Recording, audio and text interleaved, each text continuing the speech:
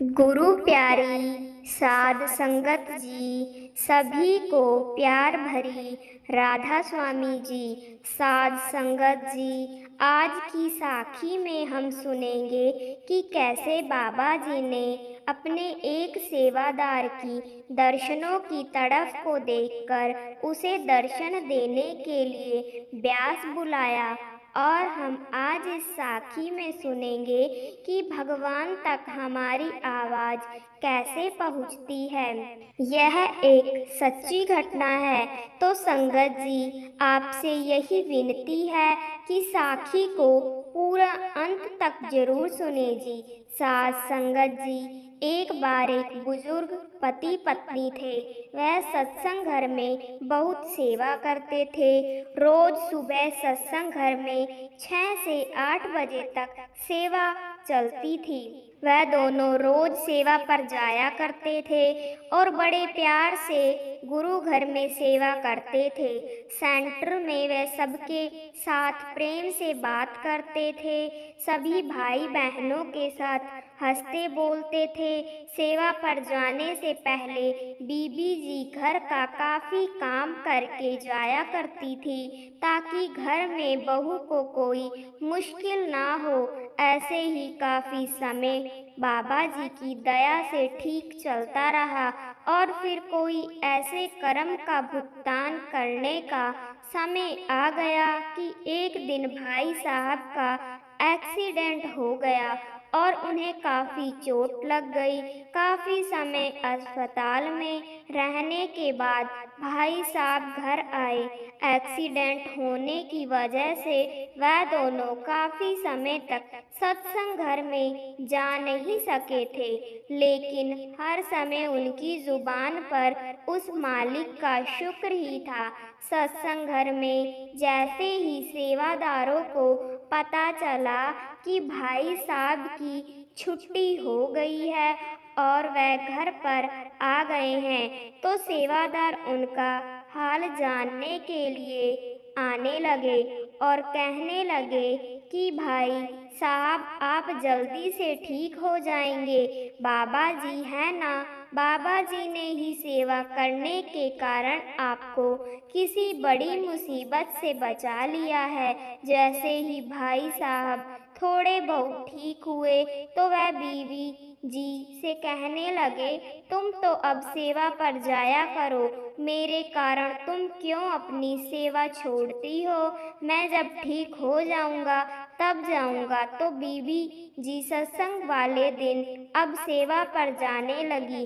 जब वह सेवा पर जाती थी तो जल्दी ही घर चली जाती थी, क्योंकि घर में भाई साहब को भी देखना होता था।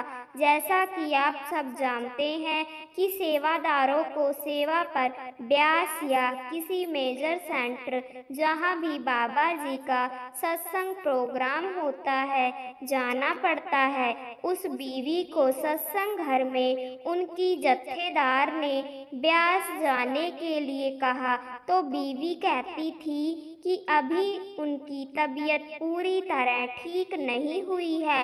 जब वह पूरी तरह से ठीक हो जाएंगे तो मैं अपने आप ही नाम लिखवा दूंगी। 2-3 महीने के बाद जब भाई थोड़ा ठीक हो गए तो बीवी ने ब्यास जाने के लिए अपना नाम लिखवा दिया। अब भाई साहब भी बेटे के साथ दुकान पर जाकर बैठने लगे। जब वह बीवी ब्यास के लिए स्टेशन पर जा रही थी तो भाई साहब से दुकान पर मिलने चली गई। भाई साहब को राधा स्वामी बोलकर कहा, मैं ब्यास जा रही हूँ। तो भाई साहब रोने लगे और कहने लगे, बाबा जी से कहना कि मुझे भी ब्यास बुला ले।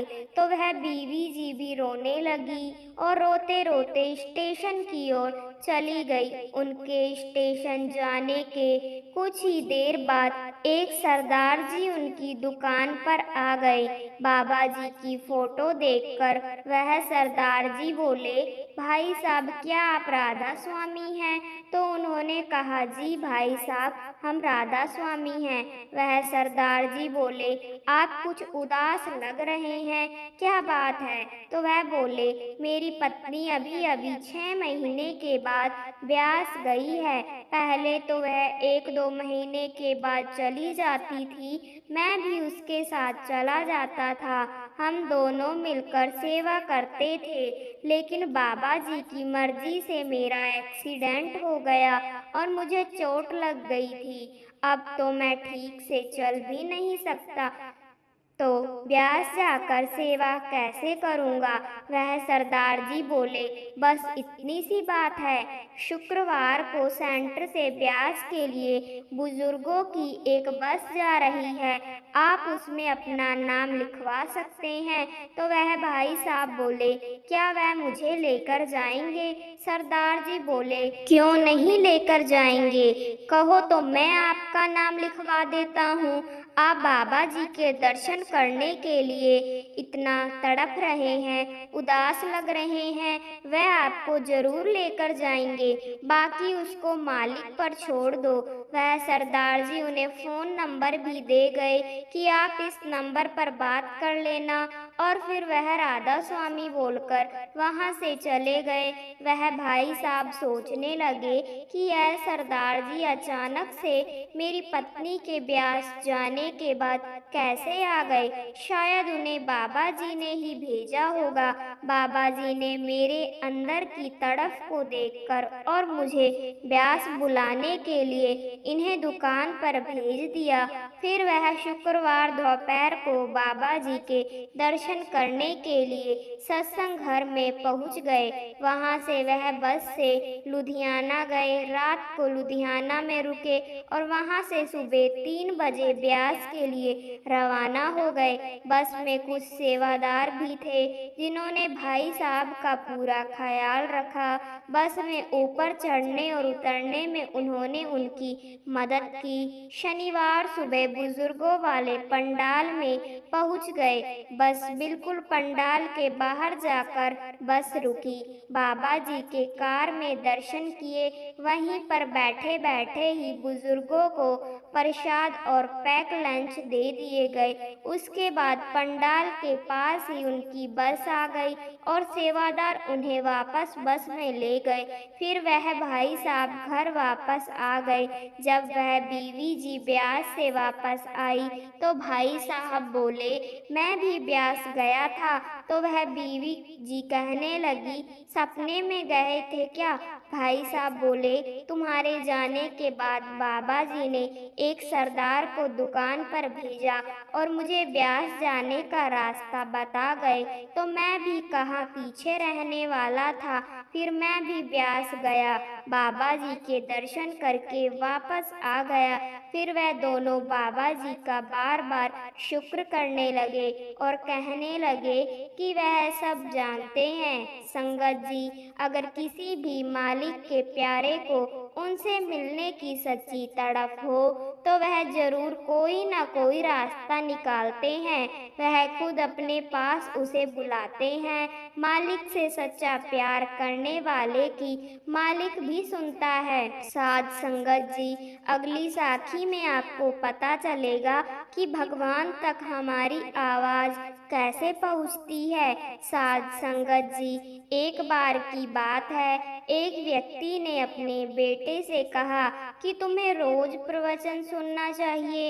एक दिन वह बच्चा संत महाराज के पास पहुंचा और बोला कि गुरुदेव, मैंने खूब पढ़ाई की है, मैं अपना अच्छा बुरा सब जानता हूँ और अच्छी तरह समझदार हूँ, लेकिन फिर भी मेरे पिता मुझे लगातार प्रवचन सुनने के लिए कहते हैं।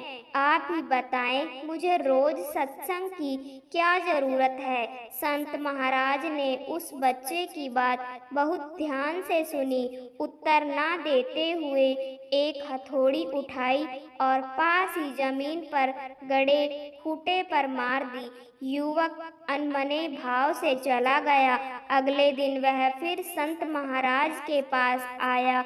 युवक ने कहा कि मैंने आपसे एक प्रश्न पूछा था, लेकिन आपने जवाब नहीं दिया था, इसीलिए मैं आज फिर आया हूँ। संत महाराज ने एक बार फिर हथौड़ी उठाई और खूंटे के ऊपर मार दी। युवक ने सोचा कि शायद आज भी इनका मौन है। तीसरे दिन फिर संत महाराज के पास पहुंचा और फिर वही बात पूछी। संत महाराज ने फिर से उसी खूंटे पर हथौड़ी मार दी। अब युवक परेशान होकर बोला कि आखिर आप मेरी बात का जवाब क्यों नहीं दे रहे? मैं 3 दिन से आपसे एक प्रश्न पूछ रहा हूँ। तब संत महाराज ने कहा कि मैं तो तुम्हें रोज जवाब दे रहा हूँ। मैं इस खूंटे पर हर दिन हथौड़ी मारकर जमीन में इसकी पकड़ को मजबूत कर रहा हूँ। अगर मैं ऐसा नहीं करूँगा तो इससे बंधे पशुओं की खींचतान से या किसी की ठोकर लगने से या जमीन में थोड़ी सी हलचल होने पर यह निकल जाएगा। संत महाराज ने समझाया कि प्रवचन भी हमारे लिए ठीक इसी तरह काम करता है। अच्छी बातें हमारे मन रूपी खूंटे पर निरंतर प्रहार करती है ताकि हमारी पवित्र भावनाएं दृढ़ रहे। युवक को संत महाराज ने सही दिशा बोध करा दिया। नित्य सत्संग हृदय में सत्य को दृढ़ कर असत्य को मिटाता है। इसीलिए सत्संग हमारे जीवन का अनिवार्य अंग होना चाहिए। श्रीमद् भगवत गीता में अध्याय 8वें श्लोक 5 तथा 7 में कहा है कि जो पुरुष अंतकाल में भी मेरा स्मरण करते हुए शरीर त्याग कर जाता है वह मुझे प्राप्त होता है। इसीलिए अर्जुन सब समय में मेरा स्मरण कर युद्ध भी कर मुझे ही प्राप्त होगा। भक्ति योग में अर्जुन ने पूछा, जो भक्त आपके प्रेम में डूबे रहकर आपके सगुण रूप की पूजा करते हैं या फिर जो शाश्वत अविनाशी और निराकार की पूजा करते हैं, इन दोनों में से कौन अधिक श्रेष्ठ है? भगवान श्री कृष्ण बोले, जो लोग मुझ में अपने मन को एकाग्र करके निरंतर मेरी पूजा और भक्ति करते हैं तथा खुद को मुझे समर्पित कर देते हैं, वह मेरे परम भक्त होते हैं। लेकिन जो लोग मन बुद्धि से परे सर्वव्यापी निराकार की आराधना करते हैं वह भी मुझे प्राप्त कर लेते हैं।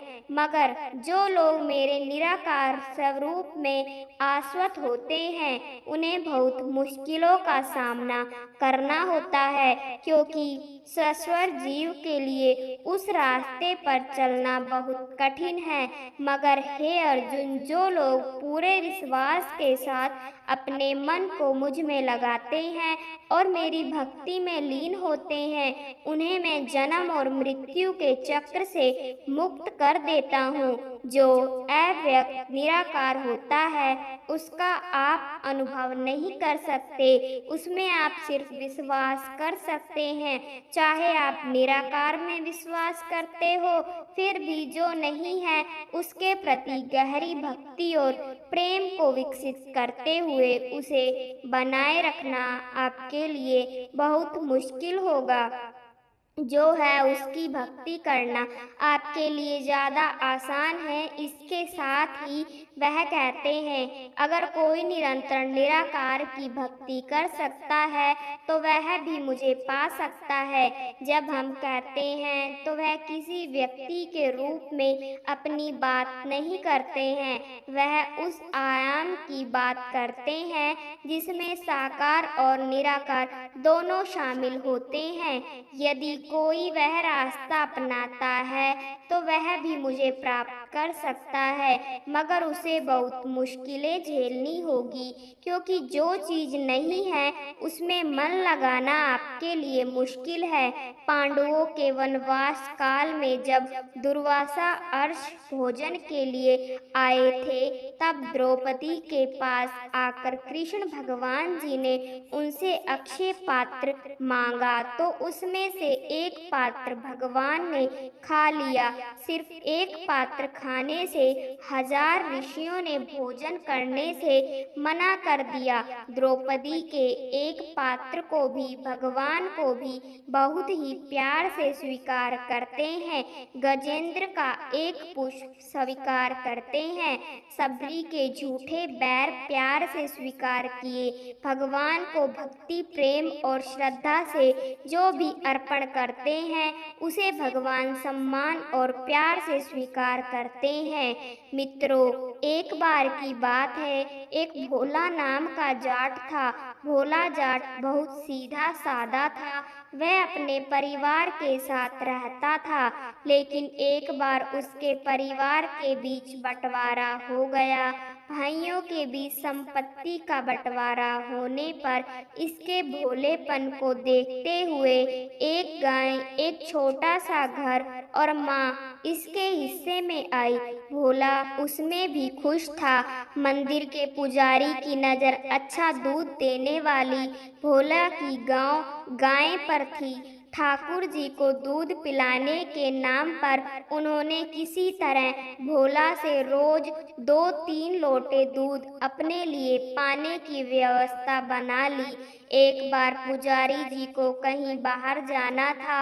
उन्होंने भोला के यहाँ पहुंचकर दूध ना भेजने का संदेश दिया। भोला आश्चर्यचकित हो गया और सोचने लगा, पुजारी जी बाहर जा रहे हैं तो क्या भगवान को दूध नहीं मिलेगा? यह सोचकर वह व्याकुल हो गया। उसने पुजारी जी से बोला, पुजारी जी मैं ही दूध चढ़ाऊं? पुजारी जी घबरा गए, बोले, नहीं नहीं, तुम ठहरे जाट, तुम मंदिर में कैसे जा सकते हो? बहुत समय तक बातचीत होने के बाद पुजारी जी बोले, ठीक है, मैं ही भगवान को तुम्हारे पास छोड़ जाता हूँ, लेकिन उनकी सेवा करना बहुत कठिन काम है। तुम्हें उनकी बहुत देख रेख करनी होगी। नहा धोकर बिना खाए पिए उन्हें भोग लगाना होगा। कर पाओगे यह सब कुछ? भगवान मेरे घर आएंगे। इस आनंद में लीन भोला बोला, हाँ हाँ जरूर करूँगा। पुजारी जी चले गए। रास्ते में एक पत्थर को उठाया, उसे धोकर चंदन का टीका लगाकर अच्छे वस्त्रों में लपेटकर भोला के यहाँ ले गए। भोला आश्चर्यचकित हो गया कि इतने छोटे से भगवान कितना दूध पीते होंगे। पोल खुलने के भय से पुजारी जी ने झट उसे ठाकुर जी के प्रति कोई भी सवाल व्यक्त करने से मना किया और उनके लौटने तक ठाकुर जी का ख्याल रखने को कहा। भोला बहुत खुश हुआ, पूरे भक्ति भाव से ठाकुर जी की सेवा में लग गया। सुबह सुबह उठकर भोला बिना कुछ खाए पिए नहा धोकर ठाकुर जी की सेवा करने लगा। माँ से कहकर अच्छा खाना बनवाया, ठाकुर जी को भोग लगाया और बैठकर प्रतीक्षा करने लगा कि वह कब भोग लगाएंगे। ठाकुर जी कहाँ खाने वाले थे। भोला को लगा मुझसे ही कोई चूक हुई है, इसीलिए ठाकुर जी खा नहीं रहे। याद करके पुजारी जी की बताई सारी बातें करता रहा। ठाकुर जी ने खाना नहीं खाया। भोला परेशान शाम को नहा धोकर भोग की दूसरी थाली माँ से बनवाकर ठाकुर जी के सामने बैठ गया। ठाकुर जी कहाँ खाने वाले थे, लेकिन भाव विभोर अबोध भोला भी अपनी जिद पर बैठ गया। सुबह से शाम तक भूखा बैठा भोला वैसे ही सो गया। दूसरे दिन फिर यही क्रम चला। ठाकुर जी ने भोग नहीं लगाया। भोला बहुत परेशान। तीसरे दिन भोला बहुत ही व्याकुल हो गया। उसे लगा मैं जाट हूँ, इसलिए ठाकुर जी मेरे हाथ का भोजन नहीं खा रहे हैं। जब ठाकुर जी के लिए मैं इतना प्रिय हूँ तो इस शरीर का क्या फायदा। यह सोचते हुए थके हारे अत्यंत व्यथित अवस्था वाले भोला ने ठाकुर जी के पैरों तले अपना सर दे मारा। रक्त बहने लगा, पर ठाकुर जी ने भोग नहीं लगाया। फिर सिर दे मारा, फिर सिर दे मारा। इस तरह 2-3 बार करने पर अचानक ठाकुर जी प्रकट हुए। अपने कोमल हाथों से भोला के सिर का रक्त पोंछते हुए बोले, मैं तो तुम्हारी परीक्षा ले रहा था। तुम्हारी इस भाव विभोर भक्ति से मैं प्रसन्न हूँ। कहते हैं उसके बाद कई दिन तक ठाकुर जी भोला के घर रहे। पुजारी जी लौटे तो यह घटना सुनकर अत्यंत लज्जित हुए। सोचने लगे, मैं तो इतने दिन तक भगवान को पत्थर समझता रहा, लेकिन इस भोला ने पत्थर में भगवान को देख लिया। उसे गांव में भोला सेठ के नाम से मंदिर और गुरुद्वारा भी बना। भगवान कहते हैं कि मैं खाता हूँ, यदि खिलाने वाला हो। कोई भगवान जी के आगे भोग रखते हैं और उठाकर ले आते हैं। अगर भगवान का मान भी हो तो उससे पहले ही उठाकर हम ले आते हैं। प्रेम से, प्रीति से, श्रद्धा से अगर भगवान को भोजन कराओ तो भगवान अवश्य करते हैं। भक्त का अर्पण किया हुआ पदार्थ भगवान स्वीकार करते हैं। भगवान को जब भी भोग लगाइए, बहुत ही प्रेम से लगाइए। कुछ देर वहाँ रहिए, भगवान उसको सूक्ष्म भाव से ही स्वीकार करेंगे। भगवान कहते हैं, हे अर्जुन, संन्यास लेने के लिए गुरुओं वस्त्र पहनकर घर का त्याग नहीं करना होता। जिस भी स्थिति में, जिस भी स्थान से, जहाँ पर तू है, वहीं से अपने कर्म को भगवान को अर्पण करेगा तो भी तेरे कर्म संन्यास कर्म हो जाएंगे। भगवान कहते हैं कि हे अर्जुन, कोई कितना भी बड़ा हो, कितना भी गलत काम कर ले, कितना भी पापी हो, मुझे ना प्रिय है ना कोई प्रिय है। मैं सबको समान रूप से देखता हूँ, लेकिन साथ में एक शर्त भी रखते हैं, जो मुझे प्रेम से भजते हैं वह भक्त मुझ में और मैं उनमें प्रत्यक्ष प्रकट हो जाता हूँ। जो संत भगवान को अत्यंत प्रेम से भजते हैं, भगवान उनमें प्रकट हो जाते हैं। मनुष्य में सामान्यतः बुरी आदत होती है कि अच्छे लोगों में भी दोष दर्शन करते हैं। कई बार वर्तमान में उनमें दोष नहीं होते, पर पुराने दोषों की चर्चा करते हैं। भगवान कहते हैं, दुराचारी में भी सबसे दुराचारी अगर अनन्य भाव से मुझको भजता है तो वह साधु हो जाता है। पुण्य या पाप दोनों त्याग दे और अगर कोई गलत कार्य ना करे और मेरी भक्ति करने लग जाए, वह साधु है। जो भगवान की भक्ति करता है वह कभी व्याकुल नहीं होता, क्योंकि भगवान ने उसका दायित्व लिया है। अगर किसी व्यक्ति से कोई गलती भी हो जाए या कोई गलती हो गई है तो भगवान उसको क्षमा कर देते हैं, क्योंकि भगवान ने उसका दायित्व लिया है और दायित्व भगवान उसी का लेते हैं जो भगवान की भक्ति करता है।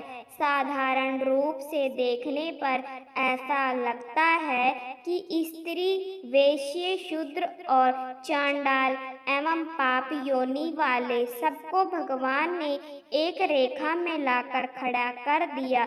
सब पाप योनि के बराबर हो गए। भगवान का आशय इसके बिल्कुल विपरीत है। वह कहते हैं, अर्जुन, मेरी भक्ति के बारे में लोगों ने गलत धारणा बना रखी है, क्योंकि आज से 50 वर्ष पूर्व यही कहा जाता था कि स्त्रियों को भगवत प्राप्ति का अधिकार नहीं है।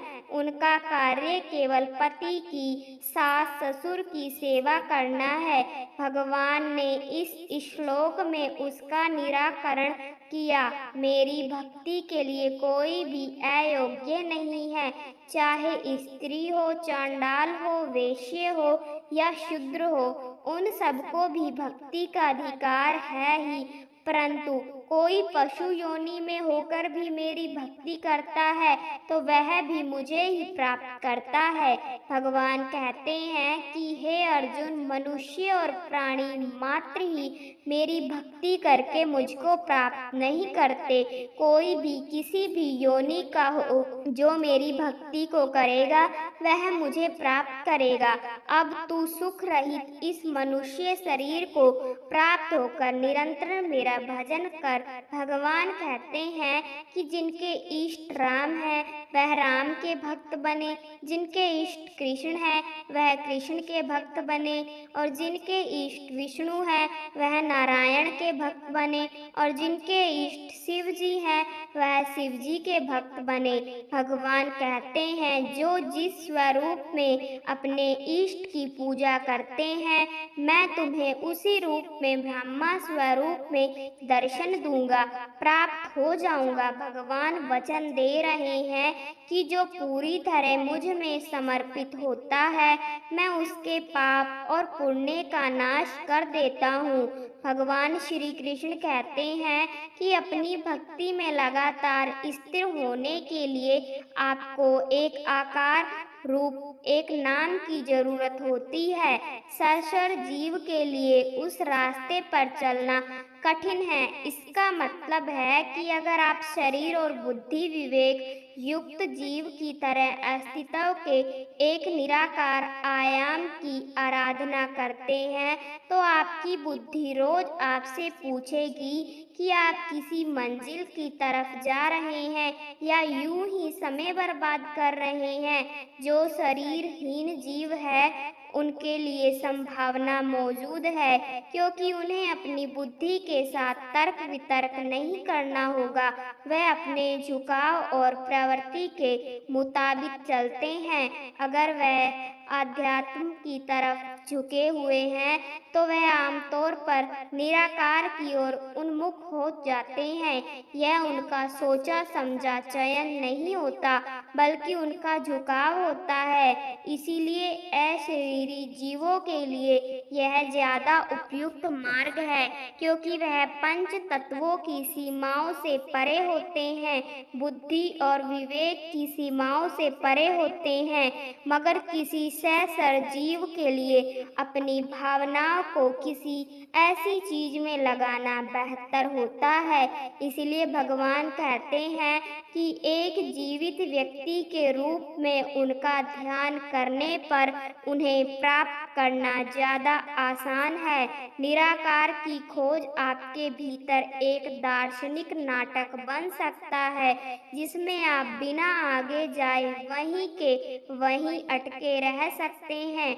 मगर हे अर्जुन, जो लोग पूरे विश्वास के साथ अपने मन को मुझ में लगाते हैं और मेरी भक्ति में लीन होते हैं उन्हें मैं जन्म और मृत्यु के चक्र से मुक्त कर देता हूँ। मित्रों, अब जानते हैं कि गीता के अनुसार भक्ति किस प्रभु की करनी चाहिए। भक्ति योग में अर्जुन ने भगवान श्री कृष्ण से पूछा, जो भक्त आपके प्रेम में डूबे रहकर आपके सगुण रूप की पूजा करते हैं या फिर जो शाश्वत अविनाशी और निराकार की पूजा करते, इन दोनों में से कौन अधिक श्रेष्ठ है।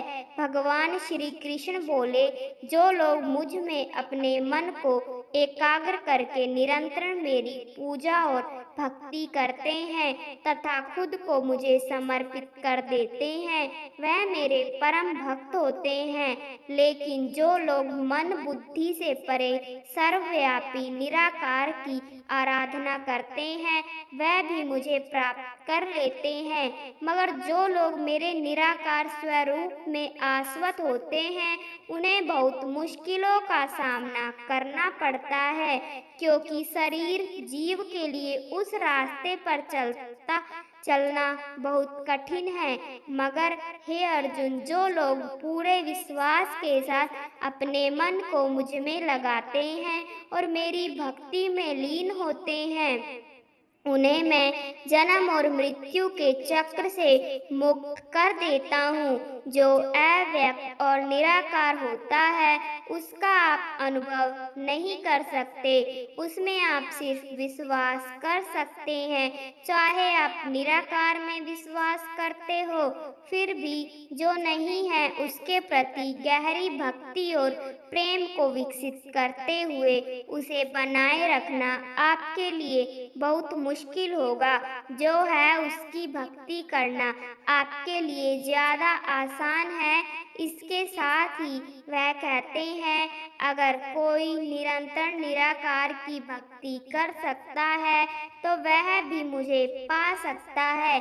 जब वह मैं कहते हैं तो वह किसी व्यक्ति के रूप में अपनी बात नहीं करते हैं, वह उस आयाम की बात करते हैं जिसमें साकार और निराकार दोनों शामिल होते हैं।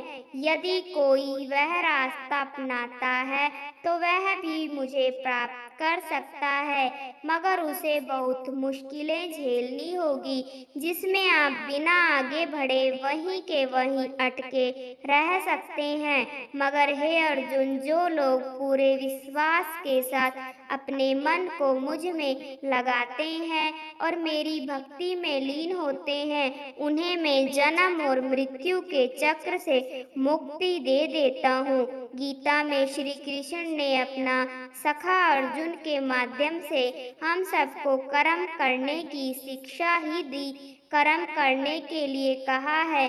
गीता में कहीं पर भी किसी की भक्ति करने के लिए नहीं कहा है। यह सारी जानकारी हमें पुराणों से मिली है।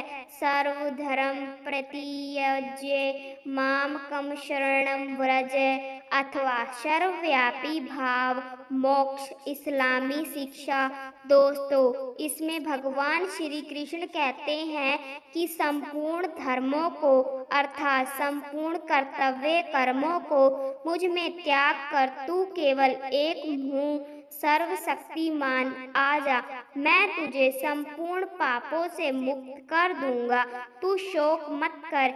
यह इसका शाब्दिक अर्थ है।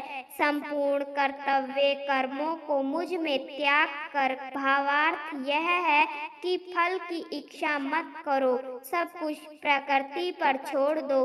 फल आपको प्रकृति अपने नियमों के हिसाब से फल देगी। अब जब आपको भक्ति का मतलब समझ आ गया है तो आप निस्वार्थ प्रेम करना शुरू कर दीजिए अपने आराध्य से, जैसे शबरी ने किया था, जैसे विदुर ने किया था। इसलिए भगवान दुर्योधन की स्वार्थ भक्ति को त्याग कर विदुर के घर साग रोटी खाने चले गए थे। प्रेम करना है तो प्रहलाद की तरह करो, जिसे भगवान देना चाहते हैं, लेकिन प्रहलाद कुछ लेना ही नहीं चाहते हैं। और जब कोई लेना ही नहीं चाहता तो देने वाला त्रिभुवन पति भी उससे हार जाता है और उसका कायल हो जाता है कि इसने तो मुझे भी हरा दिया। मंदिर के बाहर भिखारी शारीरिक वस्तु की भीख मांगते हैं और मंदिर के अंदर सेठ लोग भीख मांगते हैं, तो दोनों ही भिखारी हुए ना। इसको व्यभिचारिणी भक्ति बोलते हैं। जहाँ लेन देन होता है वह तो व्यापार होता है। प्रेम में कैसा लेना देना, वहाँ तो सिर्फ देना देना और सिर्फ देना ही होता है। और यही भगवान का गुण भी है। और जब भगवान देखते हैं कि इस भक्त के गुण तो मुझसे मिलते हैं तो वह खुद आपके पास भाग कर आ जाते हैं। आपको उन्हें ढूंढने की जरूरत ही नहीं है।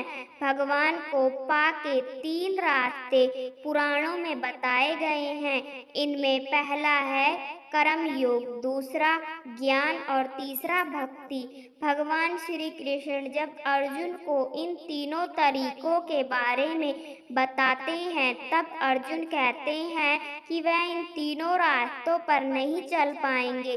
तब भगवान कहते हैं कि चौथा और सबसे आसान तरीका है शरणागति, लेकिन इसके लिए आपको माँ को त्याग कर धर्म का होना होगा। उन्होंने आगे कहा कि भगवान श्री कृष्ण इस संसार की शुरुआत से पहले भी थे और संसार के अंत के बाद भी रहेंगे। सभी मनुष्यों को गीता के पहले श्लोक के पहले शब्द धर्म और आखिरी श्लोक के आखिरी शब्द माँ को याद रखना ही काफी है। धर्म माँ का मतलब है धर्म मेरा है, मैं धर्म का हूँ। इसलिए जो भी श्री कृष्ण को इस भावना से सिमरण करेगा वह उन्हें पा सकेगा। साथियों, मैं आपको हृदय से शुभकामनाएं देना चाहती हूँ कि आप बहुत ही भाग्यशाली हैं, क्योंकि आपने भगवान श्री कृष्ण की प्रेरणा से ही श्रीमद् भगवत गीता सार के इस वीडियो को देखने का मन बनाया। मुझे पूरा विश्वास है कि इस वीडियो को पूरा अंत तक देखने और शांत मन से इसकी बातों को सुनने और समझने के बाद आपके विचारों और जीवन में बहुत ही सकारात्मक बदलाव आने वाले हैं। साथियों, मेरा खुद का अनुभव कहता है कि अगर आप इस बहुमूल्य ज्ञान का लाभ अधिक से अधिक लेना चाहते हैं तो इस गीता सार को पूरा अंत तक सुने। हर रोज सुबह और रात को सोने से पहले जरूर सुने और दूसरों को भी सुनाएं, क्योंकि जिस तरह खुशियां बांटने से मिलती है उसी प्रकार इस ज्ञान को आप जितना ज्यादा लोगों के साथ शेयर करेंगे उतना ही भगवान श्री कृष्ण की कृपा और इस गीता ज्ञान की ज्योति आपके जीवन में भी प्रकाश फैलाएगी। साथ ही कमेंट में जय श्री राधे कृष्णा जरूर लिखे। कुरुक्षेत्र की रणभूमि में अर्जुन को योग के बारे में बताते हुए श्री कृष्ण कहते हैं कि मुझे पाने के 3 मार्ग है, कर्म योग, ज्ञान योग और भक्ति योग। अगर कोई व्यक्ति इन 3 मार्ग पर भी ना चल सके तो मुझे सबसे आसान तरीके से पा सकता है और वह मार्ग है शरणागति। जो भी मेरे शरण में आ जाएगा उसे इस भव सागर से पार लगाने में क्षण भर भी नहीं लगेगा। भगवान श्री कृष्ण अपने भक्तों के वचन का मान रखने के लिए अपना वचन भी भूल जाते हैं। महाभारत के युद्ध के 5वें दिन के युद्ध समाप्ति के बाद दुर्योधन के कहने पर भीष्म पितामह ने अगले दिन जब किसी एक पांडव का वध करने का संकल्प लिया तो द्रौपदी चिंतित हो उठी। इस पर श्री कृष्ण के कहने पर द्रौपदी ने धोखे से भीष्म से सौभाग्यवती का आशीर्वाद मांग लिया। प्रवचन के उपरांत सभी भक्तों ने भगवत गीता पर तुलसी वर्षा की। भगवान श्री कृष्ण कहते हैं, हे अर्जुन, क्रतु में हूँ, यज्ञ में हूँ, स्वादा पितरों को अर्पण किए जाने वाला अन्न जैसे जो तिल आदि में हूँ। औषधि से तात्पर्य है जो तिल, जो छुआरा आदि के द्वारा सामग्री बनाई जाती है वह भी मैं ही हूँ। मंत्र जो हवन करते समय बोले जाते हैं वह भी मैं हूँ। व्रत में ही हूँ, अग्नि में भी मैं ही हूँ। तुम जो हवन रूपी क्रिया है वह भी मैं ही हूँ। भगवान अर्जुन को यह कहना चाहते हैं कि मेरे अतिरिक्त कुछ भी नहीं है। जो कुछ भी घट रहा है या करने वाला या कराने वाला क्रिया, जो उसकी सामग्री, जो अग्नि उत्पन्न होती है वह सब मैं ही हूँ। अर्थात डाल वाला, डाला जाने वाला, जो प्रकट होता है और जो प्राप्त करता है वह सब मैं ही हूँ। यहाँ भगवान हवन रूपी क्रिया का सिर्फ उदाहरण दे रहे हैं। इसके माध्यम से भगवान यह कहना चाह रहे हैं कि ब्रह्मांड में जितनी भी क्रिया हो रही है उनका हेतु कारक मैं ही हूँ। इस ब्रह्मांड में जितने भी कारक हैं उनका हेतु मैं हूँ। क्रियाओं को अर्पित करने वाला भी मैं हूँ और क्रियाओं को प्राप्त करने वाला भी मैं ही हूँ। भगवान कहते हैं कि हे अर्जुन, मैं ही सबको धारण करने वाला हूँ, कर्मों का फल देने वाला हूँ। मैं ही पिता हूँ, मैं ही माता हूँ और मैं ही पितामह हूँ। भगवान को पितामह इसलिए कहा गया क्योंकि ब्रह्मा को प्रजापति परम पिता कहते हैं और ब्रह्मा जी उत्पत्ति भगवान के नाभि कमल से हुई। इस प्रकार ब्रह्मा जी के पिता भगवान हुए और पिता के पिता को पितामह कहते हैं। इस प्रकार भगवान को पितामह कहते हैं। भगवान कहते हैं कि मैं ही हूँ, अर्थात ऋग्वेद, सामवेद और यजुर्वेद में मैं ही हूँ। भगवान कहते हैं अर्जुन, प्राप्त होने योग्य परम धाम भरण पोषण करने वाला, सबका स्वामी, शुभाशुभ फल को देखने वाला, सबका उपकार करने वाला, सबकी उत्पत्ति और प्रलय का हेतु भी मैं हूँ, सभी का अविनाशी बीज कारण भी मैं ही हूँ। भगवान कहते हैं कि सूर्य के रूप में मैं ही हूँ, तपता हूँ। सूर्य के पास जो गर्मी है वह अलग से नहीं आ रही है। वर्षा को आकर्षित करता हूँ, मैं ही उसका बरसाता हूँ। मैं ही अमृत हूँ, मैं ही मृत्यु हूँ। संत असत भी मैं ही हूँ। जो तामसिक लोग होते हैं वह अपने तामसिक पदार्थों को सात्विक पदार्थ से मिला देते हैं। हमारी मदिरा भी सोमरस ही है, क्योंकि एक बार पीने से भूख प्यास नहीं लगती और यह भी नहीं पता चलता कि कहाँ पर है। उनको उसे पीकर ऐसा लगता है कि वह स्वर्ग लोक में आ गए और धीरे धीरे मनुष्य मदिरा को सोमरस ही खाने लगे, परंतु मदिरा का सोमरस से कोई संबंध नहीं है। सर्प के आकार की एक सोम वाली लता होती है, यह बड़ी दुर्लभ है। हमारे आर्ष मुनि इसका उपयोग करते हैं।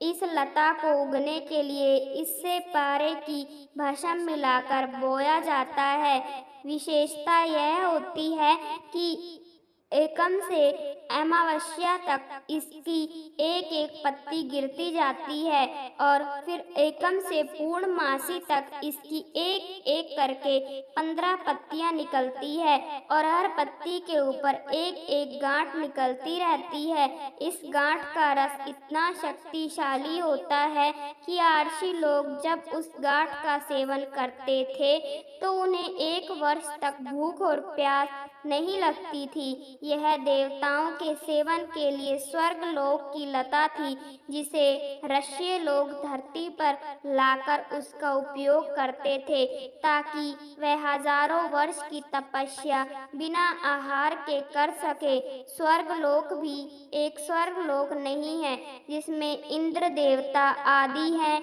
वह एक स्वर्ग लोक है। इसके ऊपर भी स्वर्ग लोक है और इसके नीचे भी है। 14 भुवन लोक हैं। मनुष्य लोक 7वें स्थान पर आता है। 14वें नंबर पर ब्रह्म लोक है।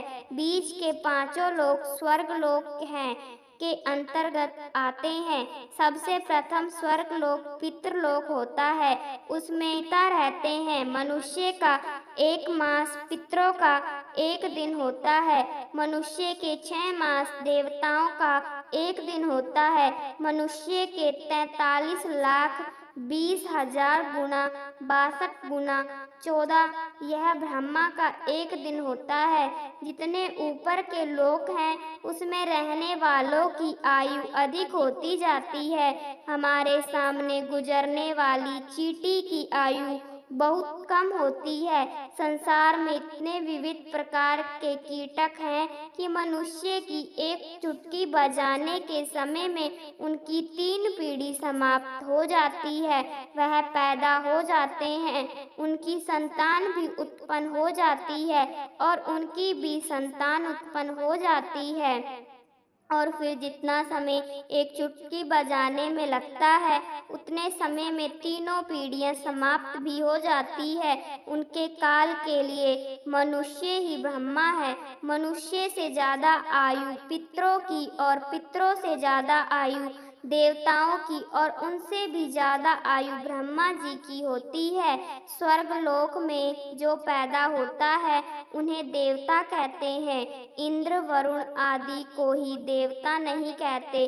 जैसे मनुष्य लोक में सारे प्राणी मनुष्य ही कहलाते हैं, वैसे ही वह स्वर्ग लोक में पैदा होने वाले देवता कहलाते हैं।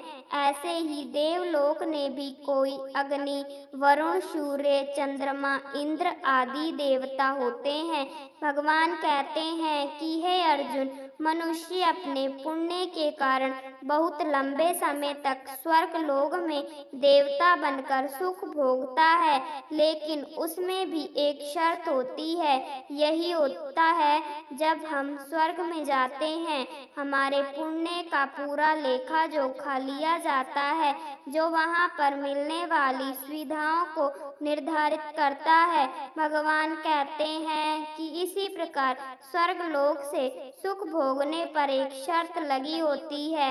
जैसे ही स्वर्ग में मनुष्य के पुण्य का फल समाप्त होता है, उन्हें मृत्यु लोक में वापस भेज दिया जाता है। तुम हमेशा स्वर्ग लोक में नहीं रह सकते। मृत्यु लोक में आने पर भी पुण्य अर्जित करने होंगे, तब वापस से स्वर्ग लोक में जा सकते हो। इसीलिए इस काम कर्म करने वाले मनुष्य जन्म और मरण के चक्र में फंसे रहते हैं, अर्थात इस शरीर के प्राप्त होने का फल विषय भोग नहीं है, सांसारिक ही नहीं, स्वर्ग का भोग भी बहुत कम है और अंत में दुख देने वाला है। इसलिए जो लोग मनुष्य शरीर पाकर विषयों में मन लगा देते हैं, वह मूर्ख अमृत को बदलकर विष ले लेते हैं। भगवान कहते हैं यह कभी नहीं हो सकता कि यह हमेशा रह जाए। अन्य संप्रदायों में मोक्ष की कल्पना नहीं है।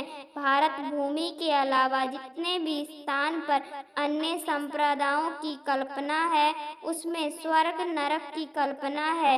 सब अपने अपने धर्मों के अनुसार उनको नाम से पुकारते हैं, परंतु भारतीय दर्शन में पूर्ण दर्शन है, जहाँ पर वेदों में कहा है कि इस स्वर्ग लोक से ऊपर जाकर भी उसे जन्म मरण के चक्र से छूटकर सदा के लिए मोक्ष को प्राप्त कर सकते हैं।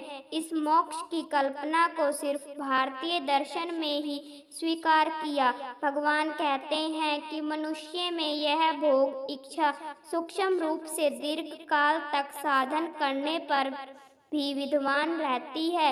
गीता साधकों को भी यही ही लगता है कि अब हमने अपना सारा ध्यान गीता में लगा लिया है, अब हमें कुछ नहीं चाहिए, जो मिल जाए वह पहन लेते हैं, जो मिल जाए वह खा लेते हैं। लेकिन यह सब असत्य है, क्योंकि भोग की इच्छा इतना सूक्ष्म होती है कि सारी इच्छाएं समाप्त होने पर भी अंदर कुछ न कुछ पाने की इच्छा बनती रहती है। हम सब वासनाओं में बहुत गहराई से बंधे होते हैं। भगवान कहते हैं कि अच्छे होने का दिखावा मत करो। जब कभी किसी परिवार में जायदाद का बंटवारा होता है तो दोनों पक्ष के लोग कहते हैं उन्हें कुछ नहीं चाहिए, परंतु बच्चों का क्या होगा, इसलिए बच्चों के लिए 1 फुट की जमीन के लिए मैं मुकदमा करूंगा। बच्चों के नाम पर भोग इच्छा अंदर विद्यमान रहती है। अपने को अच्छा धार्मिक मानने वाला, पवित्र मानने वाले अपने भाई पर जमीन जायदाद के लिए मुकदमा करते होंगे। उनके मन के लिए अंदर उनकी यह इच्छा कितनी ज्यादा होगी। यह सब अपनी भोग इच्छा और वासना के कारण करते हैं, लेकिन बहन बच्चों का ही लगाते हैं।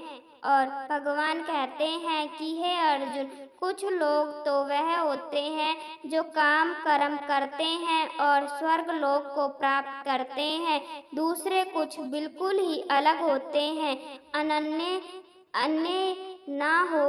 एक ही इष्ट को इष्ट के बारे में लोगों की धारणा भिन्न भिन्न है। हम सब शिव जी के पास जाते हैं।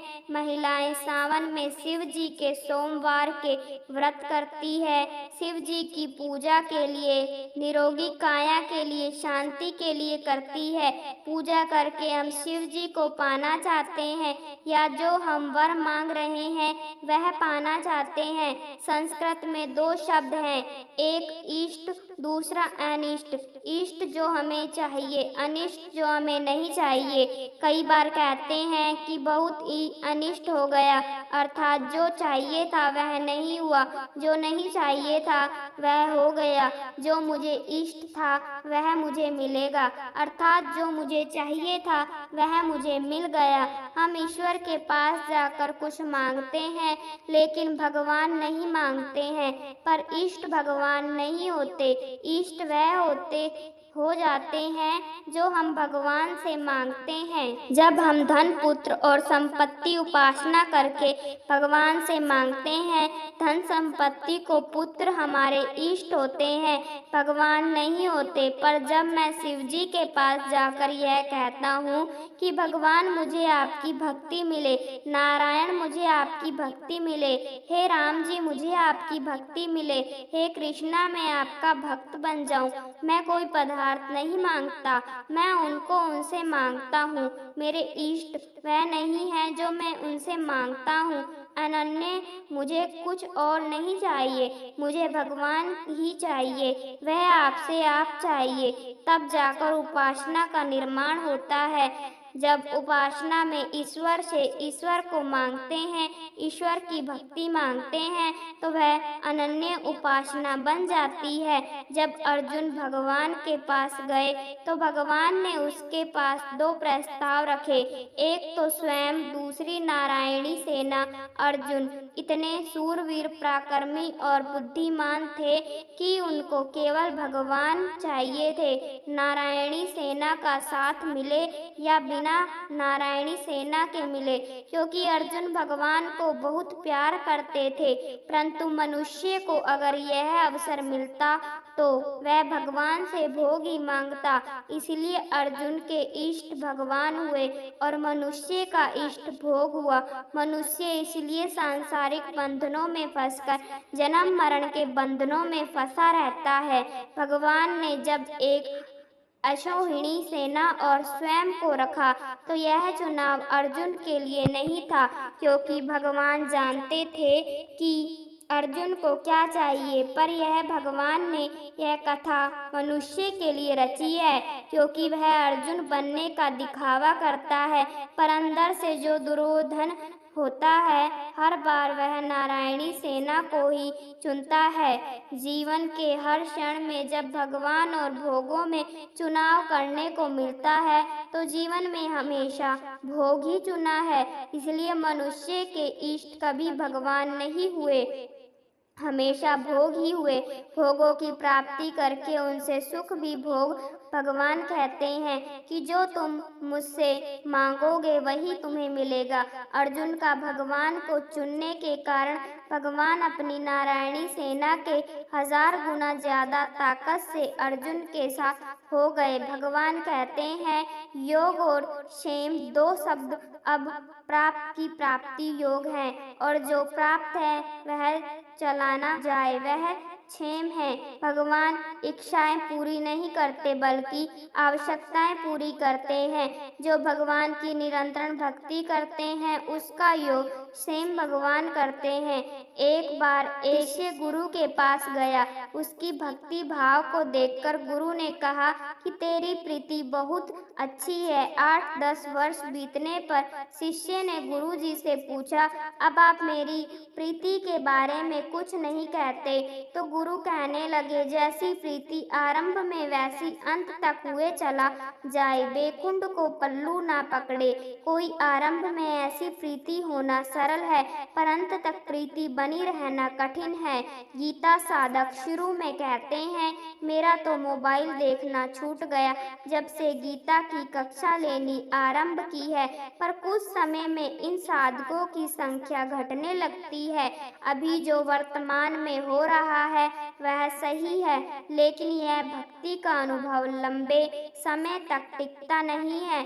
अगर कोई निरंतर अभ्यास करेगा और वैराग्य को धारण करेगा तो दीर्घ काल यही प्रीति बनी रहेगी। भगवान ने कहा है कि भक्ति कभी टिकेगी नहीं, या तो ज्यादा होगी या कम होगी। प्रति क्षण वर्तमान जो हर क्षण रहे वह भक्ति है।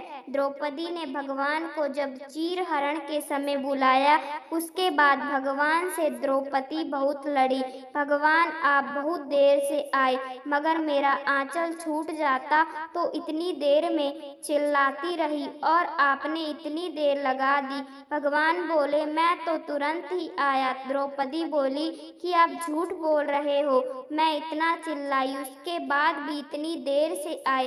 भगवान ने कहा, नहीं, जिस समय तुम मेरी ऊपर आश्रित हो गई उसी समय में आ गया।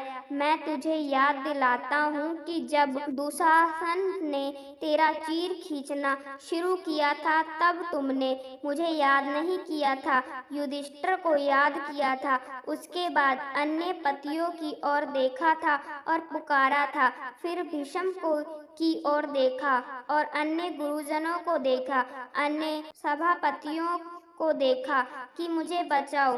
देखो, दुशासन मेरा चीर हरण कर रहा है। मैं तो प्रतीक्षा कर रहा था कि मुझे कब बुलाओगी। मैं तो बाहर ही इंतजार करता, इसके बाद भी नहीं बुलाया। तू सोचने लगी कि मैं तो शतरानी हूँ। तूने कसकर अपना पल्लू बांध लिया। सारे शरीर की ताकत लगाकर तूने सोचा कि मैं अपने आप को बचा लूंगी।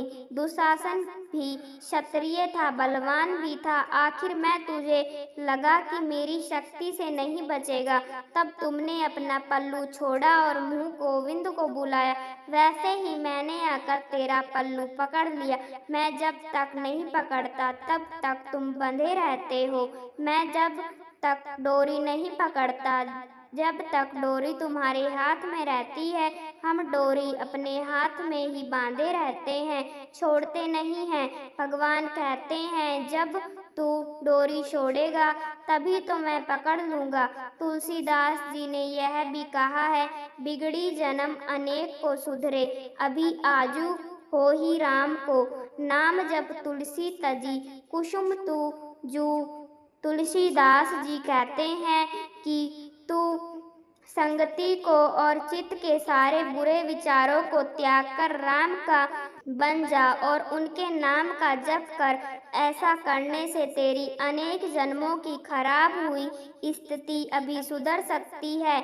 जो आवश्यक है वह तुझे प्राप्त होगा, जो आवश्यक है उसकी रक्षा होगी। देवताओं की पूजा करना अज्ञानता पूर्वक की गई भक्ति है, और देवताओं को जब सब कुछ मानने लगता है तो यही गलती मनुष्य करता है, क्योंकि वह भूल जाता है कि देवता को शक्ति भगवान के द्वारा ही दी गई है।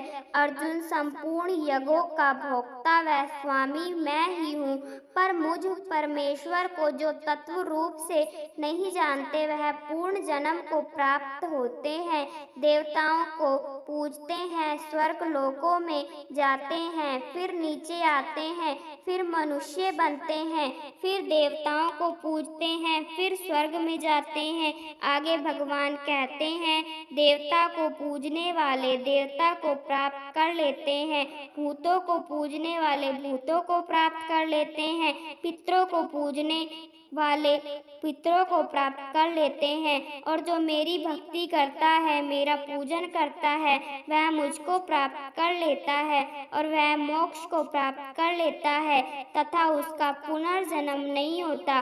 भगवान कहते हैं कि मुझे प्राप्त करने का अर्थ यह नहीं है कि देवताओं की उपासना नहीं करनी है।